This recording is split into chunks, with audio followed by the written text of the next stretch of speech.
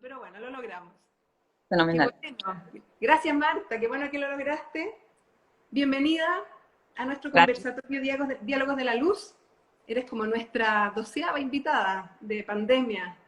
Así que Sí. vamos abordando en distintos temas para la gente que nos ve. Y gracias también a todos los que se están sumando. Ahí veo a Ele.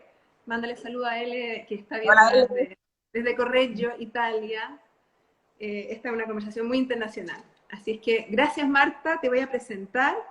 Marta Coda, para los que no la conocen, ella es diseñadora de iluminación de hace muchos años, ¿cierto? Nos conocemos nosotros hace como ya 15 años por ahí, ¿cierto? Estuvimos estudiando juntas en Milán. Marta trabajó en una oficina francesa de iluminación, una muy importante, se llama Light Ciblé, así se pronuncia, Lightsaber. de Louis Clerc, y también en Citelum, que es una empresa española de alumbrado público y planificación de ciudades, ¿no? Es francesa, eso es. Pertenece a Electricidad de Francia. Es una subsidiaria. Y de hecho ellos hacen también muchos proyectos de alumbrado público en Chile. Además tú tienes una oficina que se llama MCM Lighting en Madrid y has desarrollado proyectos de iluminación urbana, planes maestros, espacios urbanos, monumentos. Eres además miembro de la APDI, que es la Asociación Española de Iluminación, Pues, y eres certificada de la IALD. Así es que una super lighting designer con una muy buena experiencia. Bueno, hoy día vamos a hablar de luz y planificación urbana, que es un tema sumamente importante y que por lo menos acá en Chile, yo no sé el resto de Sudamérica, pero acá la luz no está en ningún plan maestro, ni siquiera en los planes de los municipios está presente la iluminación. Entonces, un tema muy importante, me gustaría que me cuentes un poco de dónde nace esta problemática. pues mira, la iluminación en la ciudad al final empezó por el tema de seguridad. Las ciudades lo que más requieren por ahí empiezan, ¿no? Por la seguridad. Eso es uno de los grandes beneficios, ¿no? Que tiene la buena iluminación urbana. Pues es el tema de la seguridad porque todos necesitamos la luz artificial para sentirnos seguros. Entonces, todos tendríamos miedo a caminar por una calle que esté totalmente oscura, pues porque no sabemos, no controlamos qué es lo que ocurre en ese espacio. Está claro que la oscuridad es el mejor amigo del crimen, entonces por ahí empezamos, pero también es Claro. cierto que muchas veces se ha usado, intentando como objetivo la seguridad, se ha usado de manera errónea, que luego ya hablaremos sobre ello, pero es una de las temáticas más importantes de la iluminación urbana, ¿no? Empezando por ahí. Pero luego también ha conllevado, a lo largo de la historia, ha ido evolucionando y ha conllevado otros beneficios, como por ejemplo el sentimiento de comunidad. Es decir, la luz eh, crea, evoca emociones, crea sentimientos y podemos crear un espacio con un ambiente pues agradable que nos invita a pasar ahí el tiempo pues con amigos o con los demás, ¿no? Entonces, Claro, y nos además ayuda. un ambiente ocupado, utilizado por la gente, también es más seguro.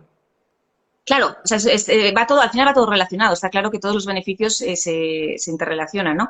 Entonces, en este caso, pues bueno, podemos decir que la luz nos ayuda a socializar, a salir a la calle y a socializar con los demás, A usar el espacio público a usar el espacio público de noche, en este caso. de noche. Otro de los beneficios que es súper importante para las ciudades es que ayuda a la economía local, en muchos sentidos.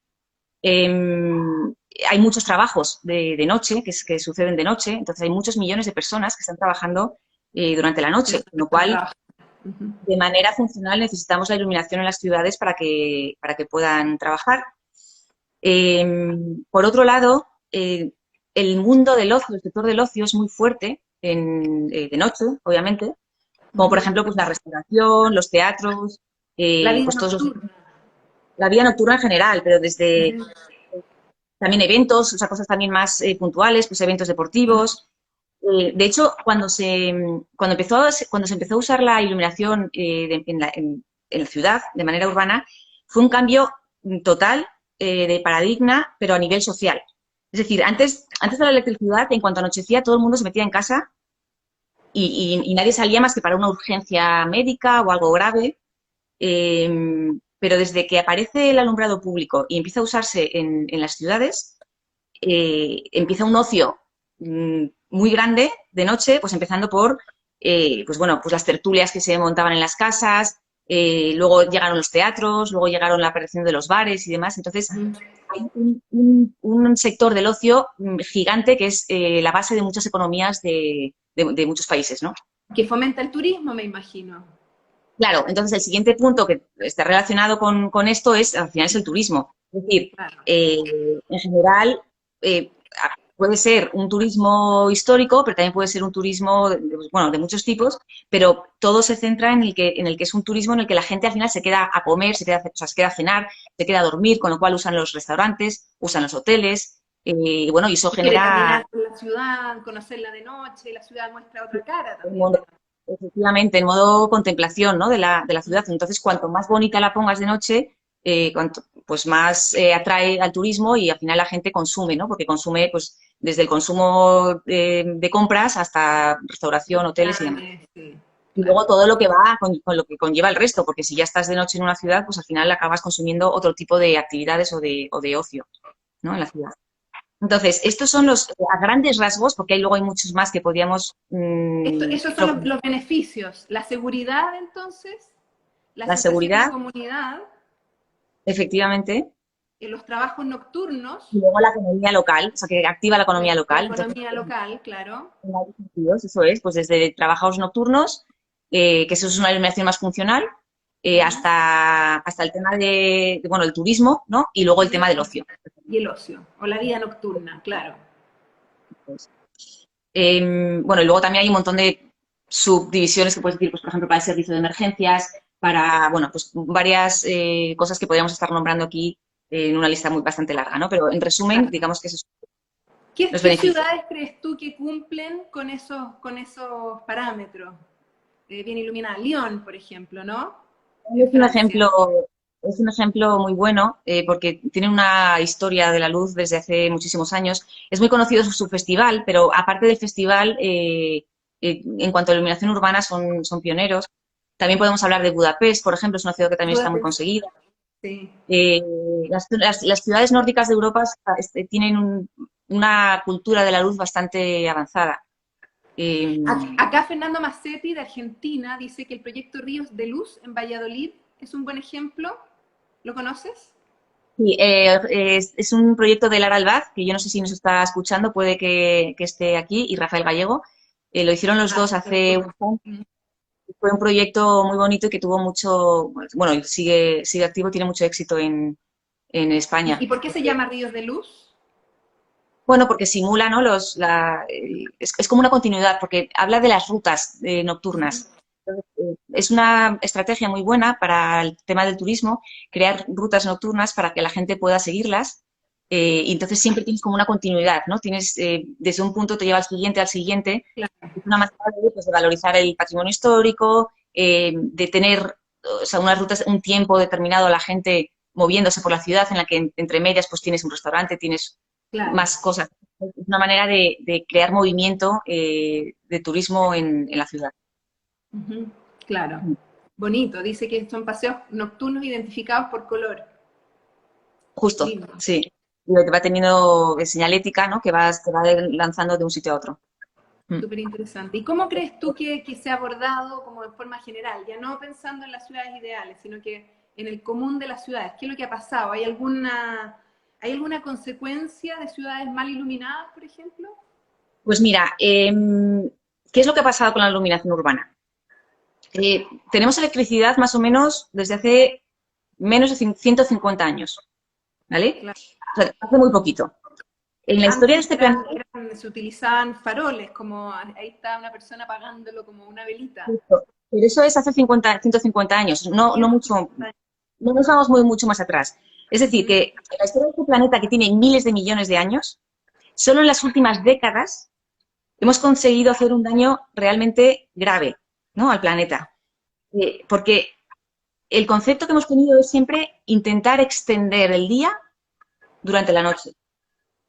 Y eso ha sido un error muy grande ¿y por qué hemos hecho eso? Pues simplemente porque podemos. Porque podemos. Es decir, Las fuentes luminosas cada vez son más, tienen mucho más rendimiento, cada vez son más brillantes. Y con la aparición de los LEDs, esto se ha multiplicado y se ha hecho mucho más palpable, pero a un ritmo vertiginoso. Ujú. Entonces, en un principio, el discurso del LED nació por un ahorro energético. Claro. Es una solución buenísima. Es decir, tener la misma cantidad de luz reduciendo el consumo energético. Ujú. Pero ¿qué es Claro, lo que pero hemos hecho? en El vez de LED, utilizarlo como para poder iluminar bien, se utiliza para iluminar más. efectivamente. Y pasa como lo que hay en esta foto, que una plaza o un Estos parque son que podría ser súper atractivo parece una cancha de efectivamente. fútbol. Esto es una sobreiluminación del espacio. Entonces, no hace falta tener un espacio con tales niveles de iluminación. Y además, suele conllevar deslumbramiento, con lo cual ya perdemos la calidad visual, perdemos el ambiente, rompemos la privacidad, la atmósfera acogedora que puedes crear se fue. Entonces, esta sobreiluminación encima además tiene consecuencias pues, en el excesivo uso de la energía. En lugar de de usarse para el ahorro energético, estamos haciendo lo contrario, porque no solamente es el consumo actual de la luz en ese momento, sino toda la energía que se requiere para fabricar todas esas luminarias, instalar todas esas luminarias, o sea, todo eso lleva un trabajo muy grande. ¿Y qué pasa? Que luego se traduce en emisiones de carbono, calentamiento global. Entonces, el tema de la iluminación urbana es un factor súper que afecta muchísimo al calentamiento global, en este sentido. En tema Súper interesante. Además que antes, después de esas velitas y esos faroles, vinieron todos los que son las lámparas de sodio, que daban esa luz bien amarilla, y de pronto aparece el LED, que es una luz muy fría y que además ilumina de una manera distinta, y eso es algo que no se ha considerado, como el cómo se comporta la luz en esta nueva tecnología. además, eso es una ventaja. O sea, la luz del sodio, el rendimiento cromático que nos da esa luz, es decir, la calidad de la luz, lo que realmente nos reproducen los colores, con el LED ha mejorado muchísimo. ¿Qué quiere decir esto? Que necesitaríamos, o sea, en realidad el ojo humano necesita mucha menos luz, mucha menos cantidad de luz, gracias a que vemos mucho mejor, porque la calidad es mucho más buena. Uh -huh. Es otra, o sea, no solamente el ahorro energético, sino que además nos ayudaría a reducir los niveles para tener una calidad visual o sea, igual que el sodio, muchísimo menos. Y en lugar de eso, lo que estamos haciendo es subir el consumo, pero porque podemos. Pues porque tenemos la tecnología y como la tecnología está accesible y podemos usarla, pues no tenemos ningún tipo de control.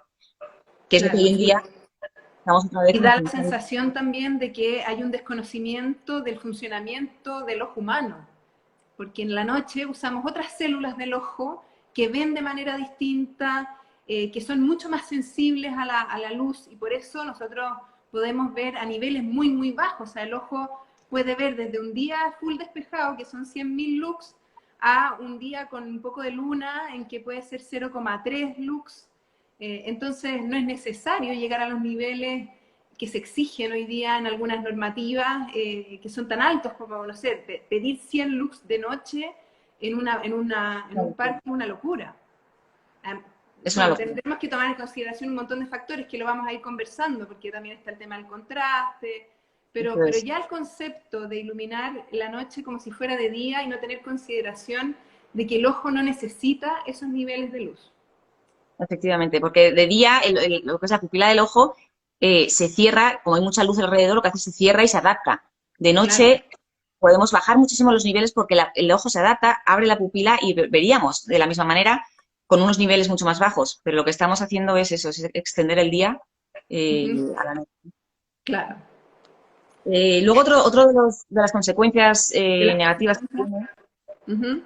la luz invasiva. Es decir, se Mm. está demostrando que la luz que nos invade en nuestros hogares, o sea, lo que procede del exterior, que entra por nuestra ventana, que es tanto la calidad de luz, o sea, la cantidad de luz, perdón, y además el tipo de luz, es decir, ese espectro, ese punto del espectro que es una luz dañina, es una especie de luz azul-violeta, esto está provocando cambios en nuestros patrones de sueño, Uh -huh. con lo que conlleva la fatiga que supone esto durante el día, fatiga acumulada, y esto deriva en muchos problemas sobre todo en las poblaciones físicos y mentales, ¿cierto? de riesgo, sí, sobre todo en grupos de riesgo con más acentuación, pero en general nos afecta a todos, ¿no? Entonces, este es otro de los puntos que deberíamos de tratar cuando estamos hablando de iluminación urbana y tener mucho cuidado con ello. Claro, la luz invasiva es algo que le ocurre a muchas personas. Yo cuando lo he conversado con gente o me ha tocado dar charlas, mucha gente me dice, ¿me podrías dar tu presentación para mostrársela a mi junta de vecinos? Porque nos cambiaron las luminarias de la calle y hoy día me despierto en la noche y Claro. parece que fueran las 3 de la tarde. E incluso, Justo. o sea, yo he hablado con mucha gente que dice que ha tenido que cambiar sus cortinas, que en la noche, aunque ponga un blackout increíble, igual se le cuela la luz hacia Sí. adentro, entonces genera un problema que también es muy difícil de solucionar si uno no cambia la luminaria. De hecho, a mí me pasó eso en mi propia calle, o sea, el reemplazo de luminaria poste a poste y decir una de sodio por una LED, que sin entender cómo es el flujo de esa luminaria, en general, también por desconocimiento, sin óptica, entonces sin una óptica retraída, la luz completamente horizontal, desde el plano horizontal hacia abajo, entonces ahí es un tema de diseño también, Es diseño un de tema de plan de diseño y además, iluminación. claro, no solamente afecta a los hogares, también la luz invasiva también estamos hablando del espacio exterior. Es decir, Claro, esa luz que está descontrolada se proyecta sobre las fachadas, la gente que va por la calle andando le molesta, es una luz molesta. Entonces, estamos hablando que invade en muchos sentidos, claro. eh, que no es Incluso bueno. para veces para manejar. A mí me ha tocado manejar en calles donde cambiaron toda la iluminación y brilla tanto que tengo que bajar de noche, tengo que bajar como el protector claro, la pantallita del auto para no encandilarme, porque si no, no puedo ver. Claro, claro. Pues eso es lo que hay que controlar porque tiene muchísimas consecuencias. Tiene muchas Eh, consecuencias. Sí. Luego, otra de los problemas grandes que tenemos con la iluminación urbana es la contaminación lumínica. Es decir, Sí, lo hemos es conversado, sí. toda esa cantidad de luz descontrolada que lanzamos al cielo. Sí. Por eso, cuando vemos una ciudad desde lejos, vemos como un halo de luz, ¿no? Como una especie de halo que como se ve en la foto. Uh -huh. Eh, la primera consecuencia de esto es que dejamos de ver las estrellas cuando estamos dentro de la ciudad. Entonces, no solamente perdemos bueno, pues el placer, ¿no?, de mirar las estrellas y de soñar, pero sobre todo es el daño que estamos haciendo a los astrónomos. Es decir, a lo largo de la historia, La investigación científica. toda civilización conocida ha estudiado las estrellas y hemos podido avanzar en la ciencia y conocer todo nuestro entorno con conocimientos valiosísimos gracias a las estrellas. Entonces, estos astrónomos ahora mismo tienen que alejarse y alejarse tanto de las ciudades que existen muy pocos sitios en el planeta donde de verdad pueden desarrollar su trabajo. Bueno, Chile es uno de ellos. Nosotros tenemos un cielo sumamente limpio en el norte, por este motivo, porque o sea, se produce un tema de que no hay nubes, es muy despejado al norte de Chile, todo el desierto, y las ciudades están muy alejadas, pero también con este cambio en los conceptos de sobreiluminar, esas ciudades están empezando a contaminar también los sectores donde están estos lugares de interés científico, que son los observatorios. Es que poco a poco los estamos echando, pero es que si seguimos, imagínate, si en 150 años hemos llegado a esto, que ya tienen que alejarse de las ciudades tanto, en otros 50, o sea, podemos acabar con la astronomía si siguiéramos así. Las ciudades Gracias a empiezan Dios, claro, o sea, gracias a Dios tenemos ya una concienciación durante los últimos años de sostenibilidad, de intentar cambiar las cosas, y yo creo que va a parar, o sea, realmente lo creo, que vamos a tomar conciencia y que nos vamos a educar todos en que esto cambie, pero si siguiéramos con este ritmo, la astronomía se acaba de aquí a 50 años. Eso es un peligro. sí, Otro de, sí, es todo un tema. claro, otro de los consecuencias de esta contaminación lumínica, es decir, de la luz que va hacia el cielo, es en la biodiversidad. Es decir, tanto Es un temazo, sí. las plantas han tenido que cambiar su ciclo de reproducción, o sea, muchas especies de plantas han cambiado el ciclo de reproducción y muchas especies de animales los está afectando, pero a nivel que es con peligro de extinción. Sí. Entonces, en este caso, por ejemplo, hablamos de las aves. O sea, las aves migratorias se mueven de un punto a otro para anidar, ¿no? Entonces, ese camino que hacen, lo hacen guiándose por las estrellas. Cuando sobrevuelan la ciudad, aparte de que las estrellas desaparecen arriba, o sea, por encima de su altura, aparecen nuevas estrellas por debajo, que para eso son todos esos puntos luminosos de las ciudades. ¿Qué pasa? Que se confunden, se desorientan, acaban siendo atraídas, ¿no? Por todas esas luces brillantes de la ciudad. ¿Y qué pasa? Que van hacia abajo y empiezan a chocarse con los edificios y demás, y hay miles y miles de aves muertas en las ciudades por culpa de este tema, ¿no? De la desorientación Sí, y sí, aquí, bueno, por ejemplo, acá, en sí, Chile, ¿no? ¿Qué pasó sí. aquí? Esta foto es una foto sacada de un diario, el año 2017, en que murieron 20.000 golondrinas en la ciudad de Iquique, que está en el norte de Chile, por un recambio LED en la playa, en la costanera de la playa. Y se murieron 20.000 golondrinas que venían, las golondrinas de mar, también migran hacia el norte, pero anidan en el desierto de Atacama.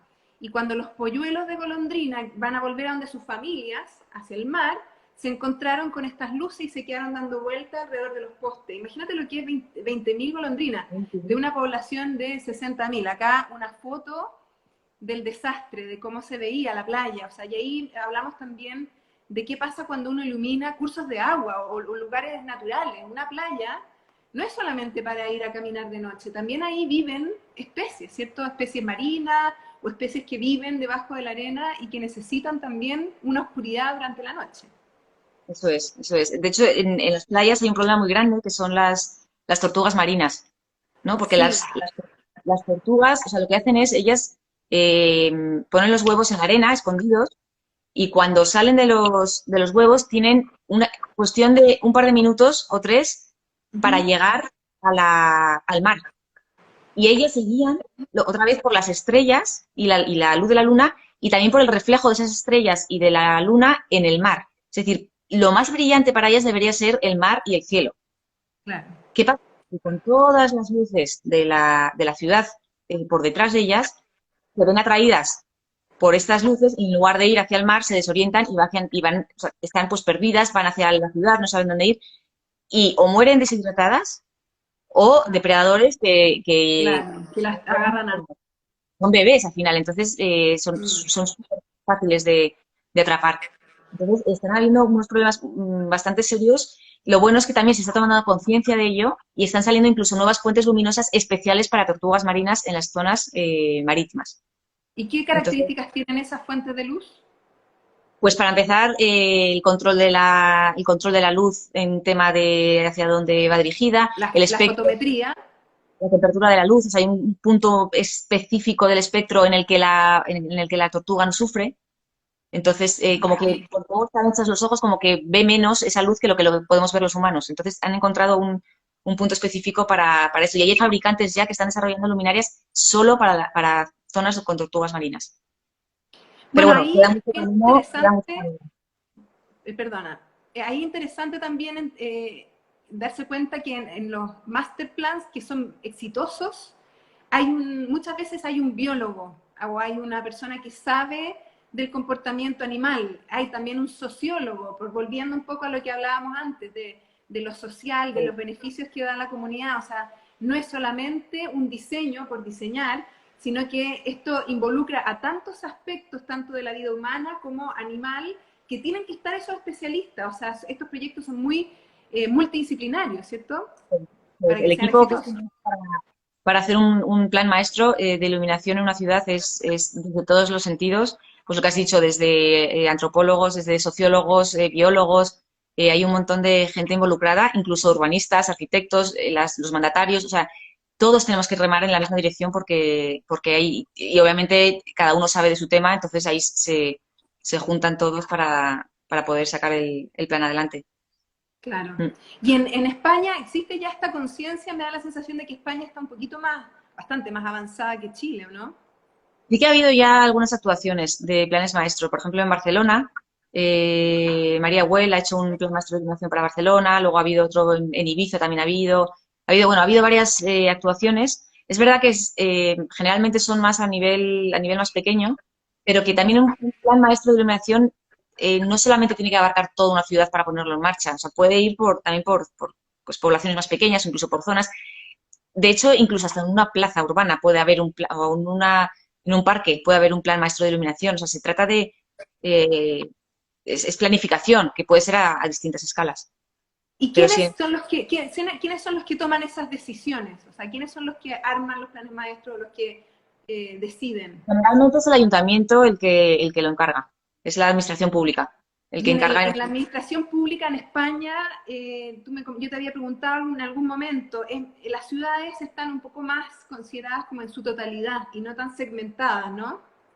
¿No te segmentadas como en Chile, dices? O como... Porque... Claro, yo aquí quiero mostrar un ejemplo de una foto que saqué en enero pasado de una calle en Santiago, en que en Santiago, en Chile al menos, las ciudades grandes están divididas en comunas y cada comuna tiene un alcalde que decide cómo quiere trabajar su comuna o cómo la quiere desarrollar. Entonces acá tenemos una calle que está cruzada por un límite comunal. Y el lado de la derecha es una comuna que cambió las luminarias y el lado izquierdo tiene todavía las de sodio.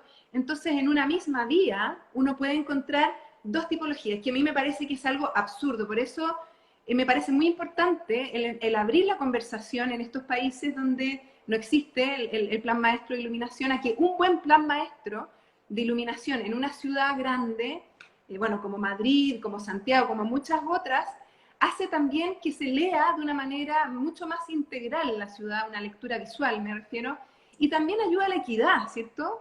Porque una comuna que tiene menos recursos va a tener obviamente más malos espacios públicos, va a tener peores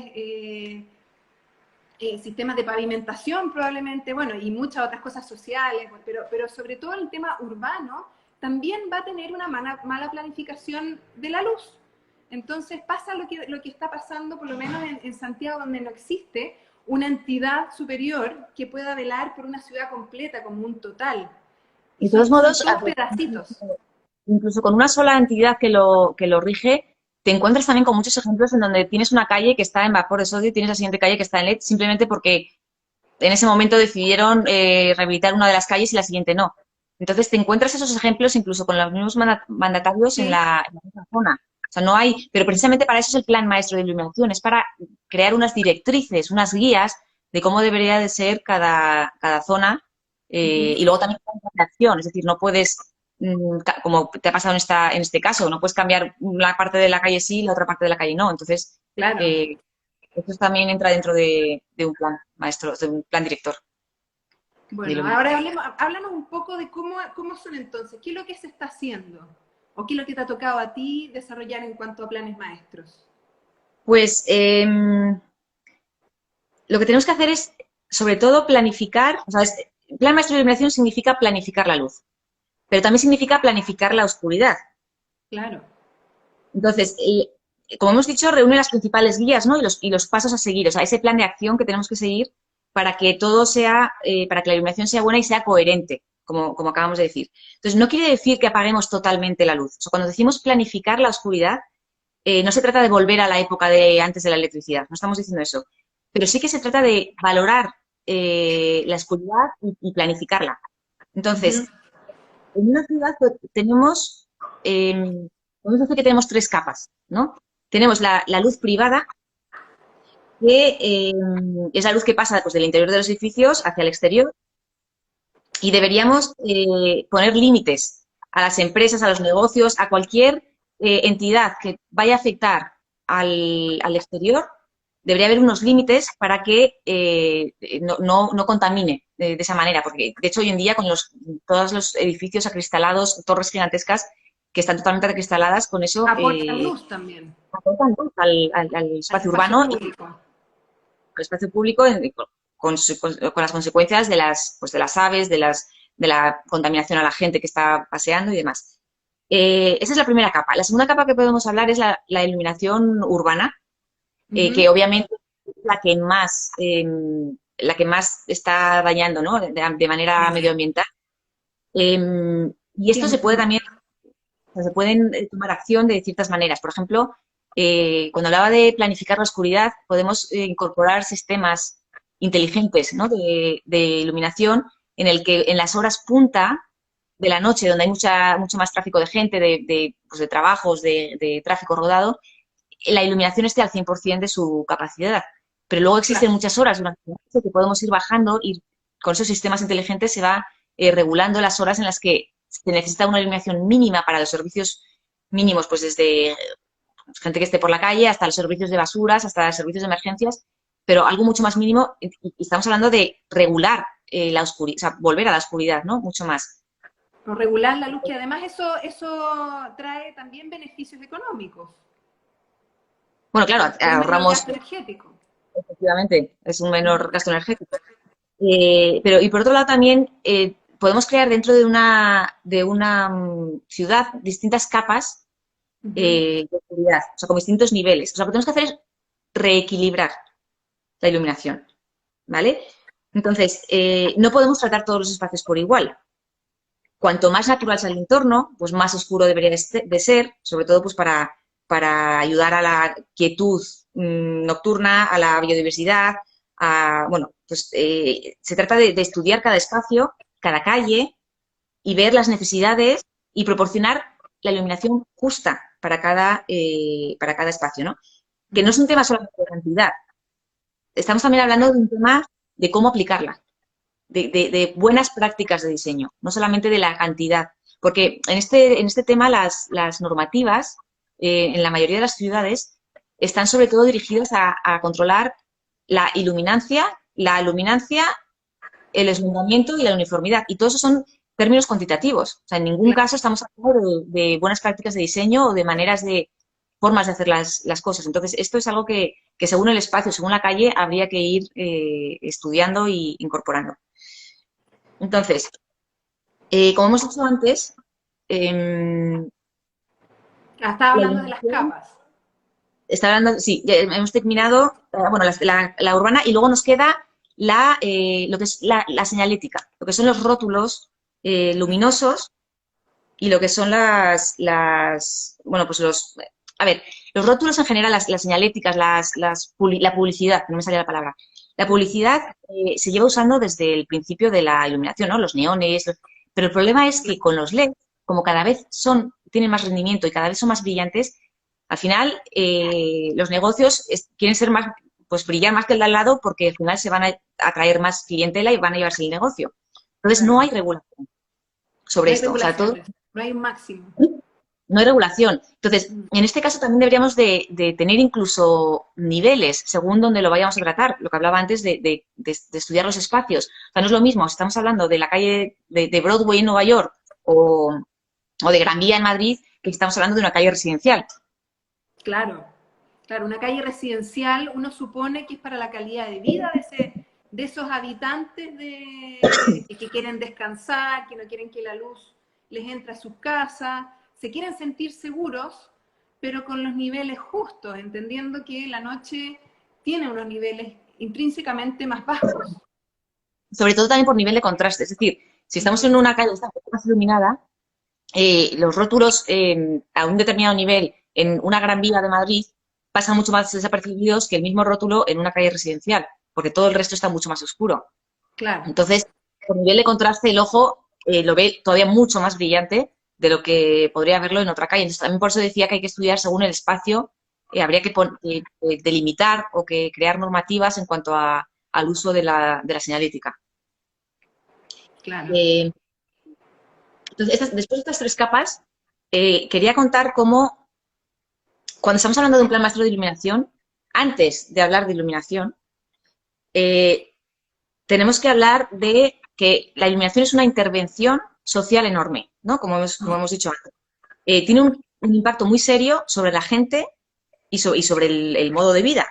Entonces, tenemos que buscar un enfoque en el que conectar el diseño con la gente para la que trabajamos. Porque no solamente se trata de reemplazar el alumbrado público, ¿no? Con el objetivo de cumplir la normativa, los niveles, el ahorro energético, que eso, o sea, por supuesto, ¿no? O sea, como primer paso, pero es que tenemos que ir mucho más allá, porque estamos hablando de que los ciudadanos son personas, ¿no? Entonces, todo se complica mucho más cuando hablamos de que tratamos con personas. Afecta profundamente a cómo socializamos, pues al modo en el que percibimos el entorno, cómo usamos los espacios de noche. Falta una parte muy importante de buenas prácticas de diseño en este tema de las normativas, como por ejemplo el tema de la iluminación vertical y la iluminación... Horizontal, Pasa a la siguiente claro. imagen, en el que vemos cómo, en este caso, no, la de una calle con gente y fachadas iluminadas, esa no, no. Bueno, no pasa nada. Vete al Esa. auto. Está, efectivamente. En este caso, como ves, la iluminación vertical es Mm, mayor que la iluminación horizontal. claro. En la horizontal no existe luz. Las normativas normalmente te dicen, consigue, no sé, 30 lux en el suelo. Es que no es lo que tenemos que buscar. Lo que tenemos que buscar es la sensación general de cómo nos envuelve el espacio, porque el ojo incluso percibe la vertical, la percibe mucho más iluminada que la horizontal, aunque haya la misma cantidad. Entonces, simplemente podemos tener a lo mejor 3 o 4 lux en el suelo, que con que tengamos el espacio iluminado de Bien manera delimitado. Ujú. con eso nos llega, o sea, nos llega para crear una atmósfera, para sentirnos seguros, para todas pues, todos los objetivos que tengamos. Pero esto es una práctica de diseño, no es un nivel cuantitativo. Entonces, todas estas cosas es lo que debemos de incorporar en los planes maestros de iluminación. Es decir, como decía un sociólogo, Don Slater, de Londres, dice, ¿cómo le llama? Hay que crear una puesta en escena para la vida social de noche. Entonces tenemos que crear esa puesta en escena, ¿no? Con lo cual conlleva muchos más ¿Te hace variables. difícil pensar en una puesta en escena o generar ambiente cuando está todo lleno de normativas que son todas cuantitativas? Porque Ese es el todo lo problema. que tú dices es de calidad del diseño de iluminación, que muchas veces no va de acuerdo con las normativas, o incluso las Efectivamente. normativas a veces un poco les cortan las alas a los diseñadores de iluminación que tienen muy buenas intenciones para generar esta atmósfera. Claro, porque si a mí me están obligando, por ejemplo, en este espacio a poner 50 luces en el suelo, se acabó. No tiene nada que ver con lo que tenemos ahora. Entonces, eso es un punto muy importante que me da hasta miedo, el tema de las normativas, que solo tengan en cuenta eso, porque, pues bueno, hay un montón de actuaciones que no podríamos hacer Mm, por culpa de eso. Entonces, como claro, hablábamos de los distintos espacios, volvemos a la de la autopista, que me, ahí. eh, por ejemplo, en este caso, o sea, lo que tenemos que hacer en una ciudad es identificar esa jerarquía, esos distintos tipos de calles según el uso, según la actividad, según para según la gente que la use. En este caso, por ejemplo, estamos hablando de una cooperativa, ¿no? Entonces, son puramente funcionales. En este caso, hablamos de la luz se requiere en la horizontal, no en la vertical, como hemos visto en el caso anterior. Exacto. Lo que queremos es ir del punto A al punto B de manera muy funcional y de manera eficiente. No necesitamos iluminar alrededor, solamente queremos los niveles correctos en el suelo y seguir. ¿Qué pasa en el Con el siguiente espacio? mayor factor de utilización posible. Efectivamente, eso es puramente funcional.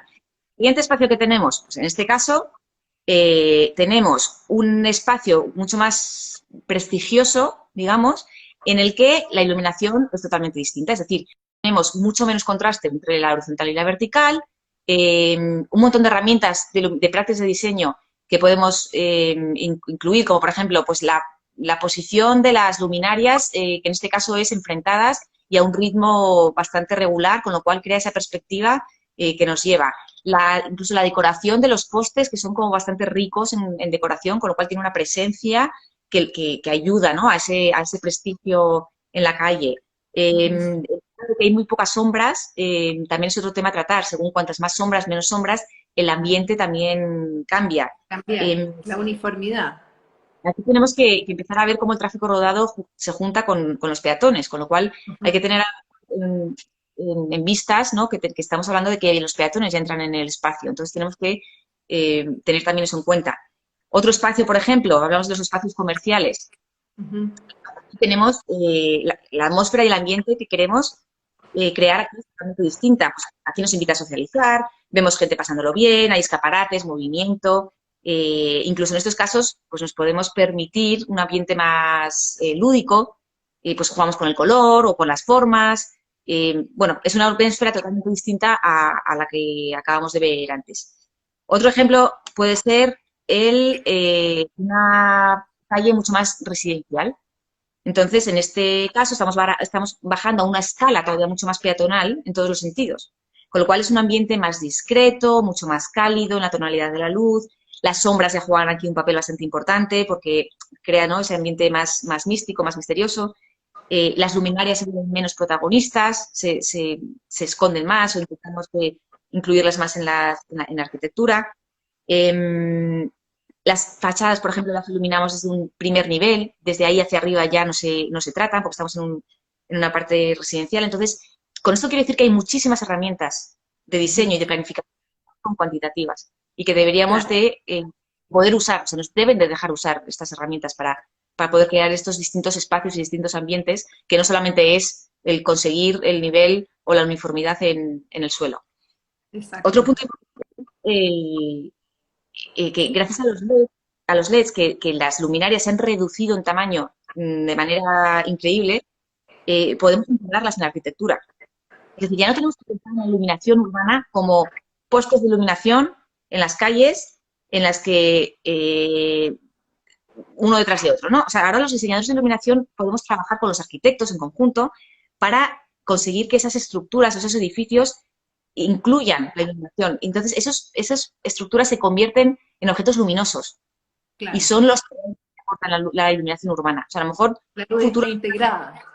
las ciudades sin postes. O sea, perfectamente podríamos ir olvidándonos de los postes, de los volardos y de las luminarias y vamos incluyendo la iluminación en la arquitectura, porque nos puede Ujú. ayudar. O sea, se convierte en objetos luminosos y es una herramienta buenísima gracias a los LEDs que han reducido mucho el Claro. tamaño y los integrar.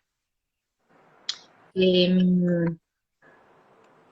Claro, luego, además ahí el LED también tiene algunas ventajas de que también es más resistente a los impactos, por ejemplo. O sea, tiene una resistencia mayor a general, a los impactos, por ejemplo, no sé, los acá en impactos, Concepción se usan muchas esas bolitas de vidrio que son ujú, lo menos antivandálico que hay.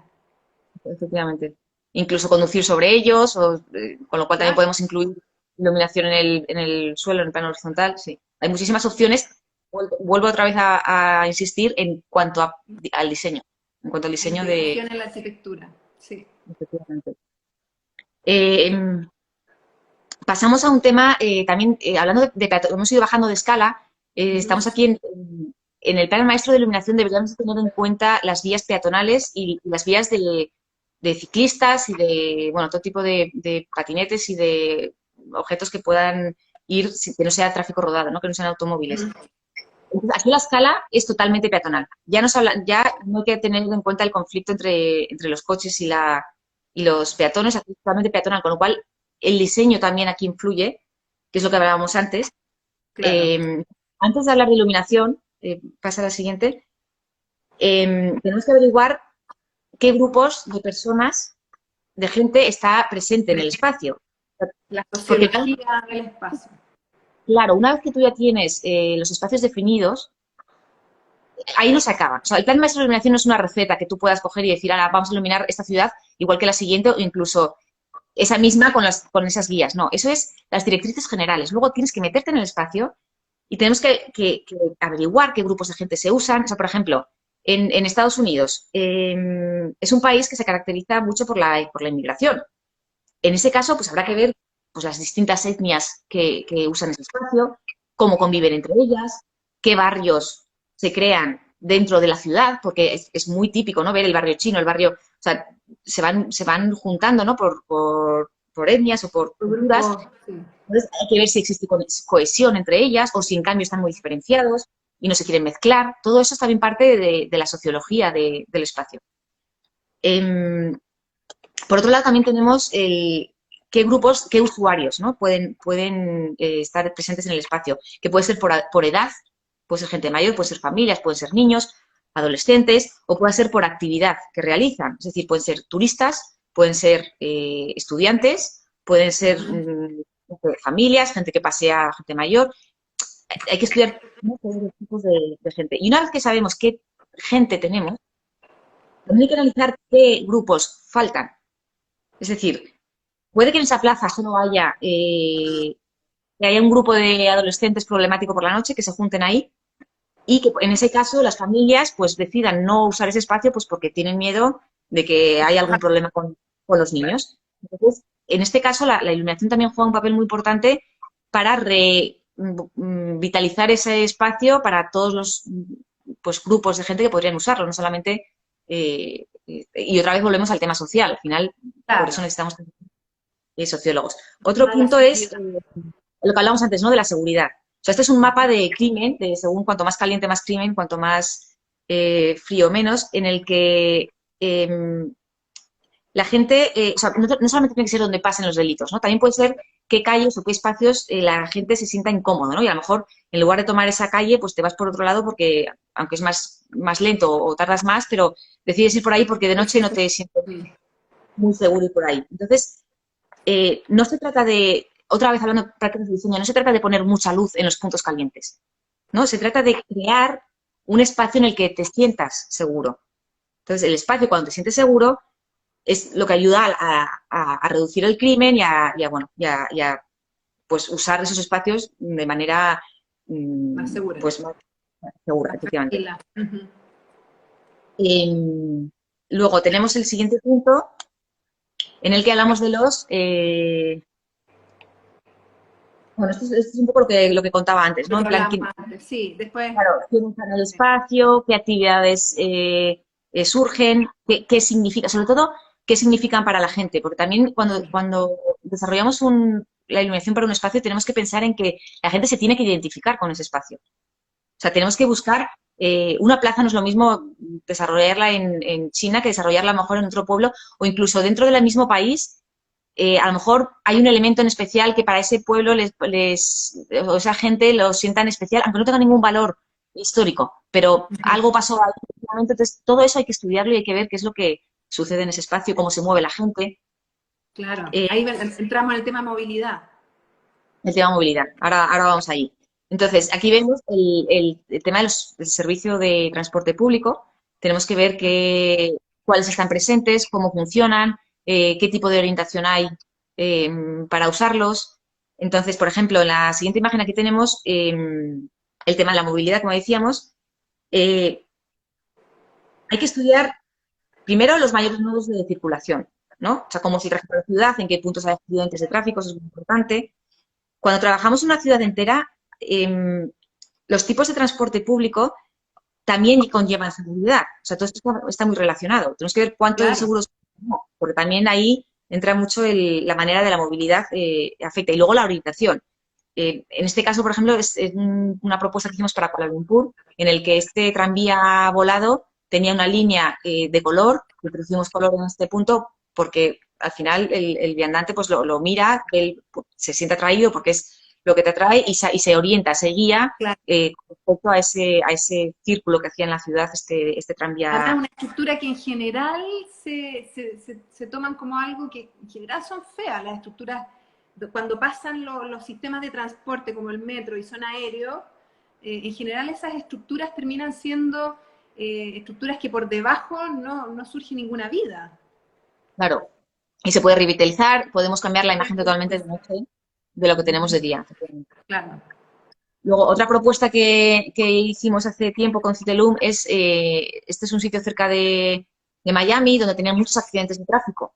Entonces, pues otra vez volviendo al tema de que no hace falta nada más estar atentos al tema cuantitativo, a los niveles de luz, en este caso propusimos unos pasos de cebra en los que teníamos un diseño, bueno, en este caso es un diseño según la cultura local, eh, introducimos también color y diseño en las paradas de autobús. Entonces, mejoramos la orientación, los sistemas de transporte, el accidentes de tráfico por atropello, que es el gran problema que Porque tenían uno en lo estas ve de zonas. lejos, además. Claro, lo ve de lejos. Entonces, Distingue. pues por el color, por el tamaño, por ese cambio, ese contraste, es lo que te hace verlo. Entonces, también, hay Buenísimo.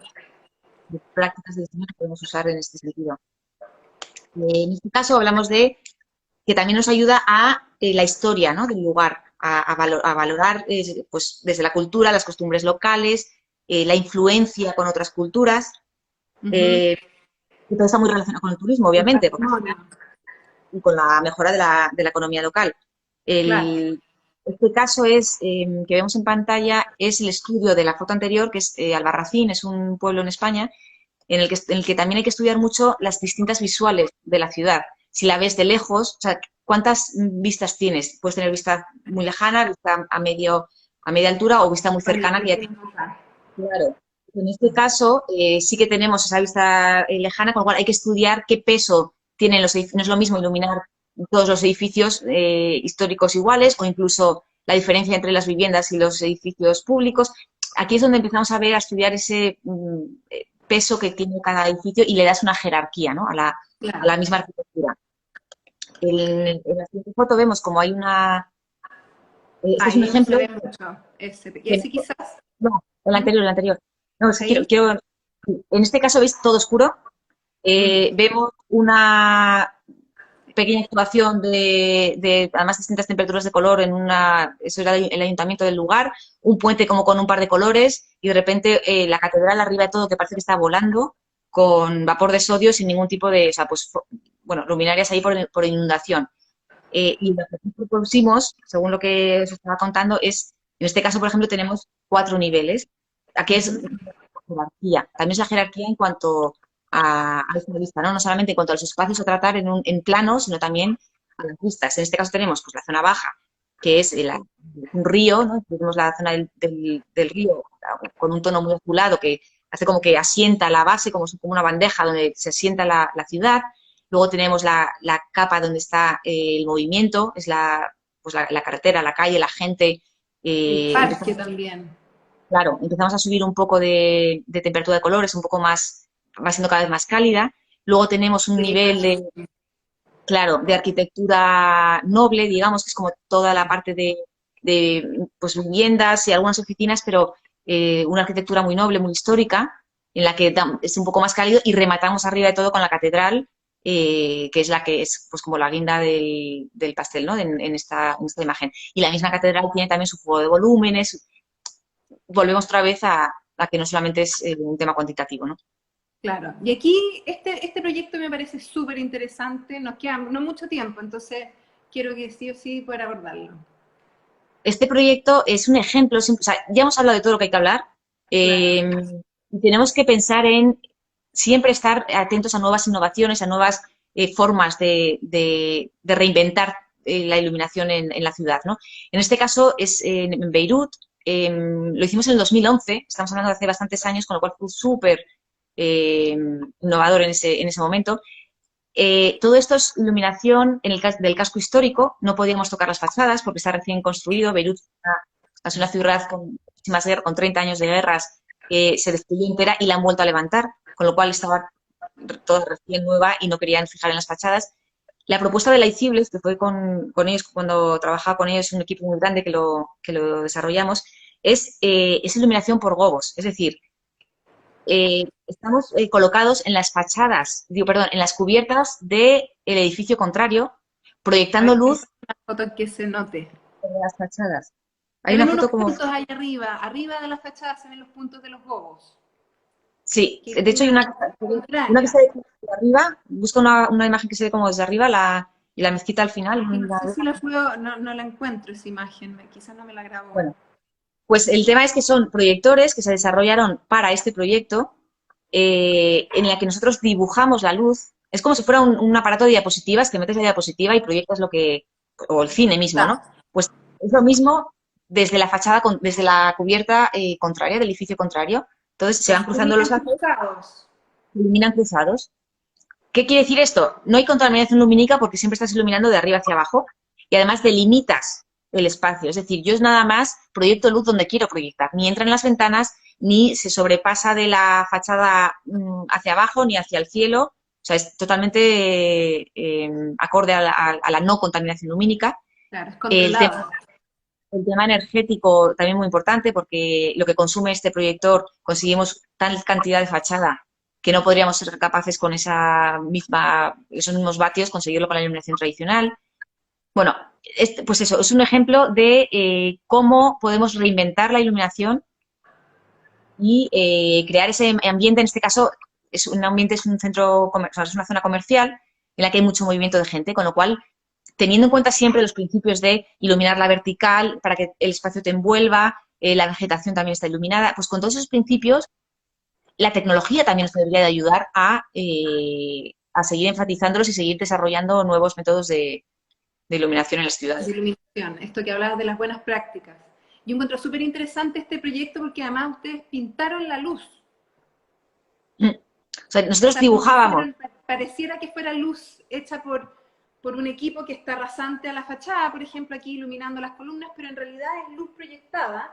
Y en las ventanas me imagino que dejaron un vacío, o sea, ahí se tapa la luz, ¿cierto? Lo que es negro es oscuridad, lo que es blanco es luz al 100% y los grises entre medias es esas tonalidades, esos distintos matices de luz. Entonces, es verdad que parece tradicional, también lo hicimos, fue intencionado porque tampoco queríamos que rompiera demasiado, porque te puede chocar demasiado que fuera totalmente distinto, que fuera como un dibujo animado, ¿no? Entonces, en este caso sí que intentamos imitar la iluminación tradicional, pero también es verdad que podemos llegar a sitios mucho más directos y específicos, mejor que con la iluminación tradicional, porque en este caso tenemos toda la fachada como si fuera un lienzo y pintamos sobre él.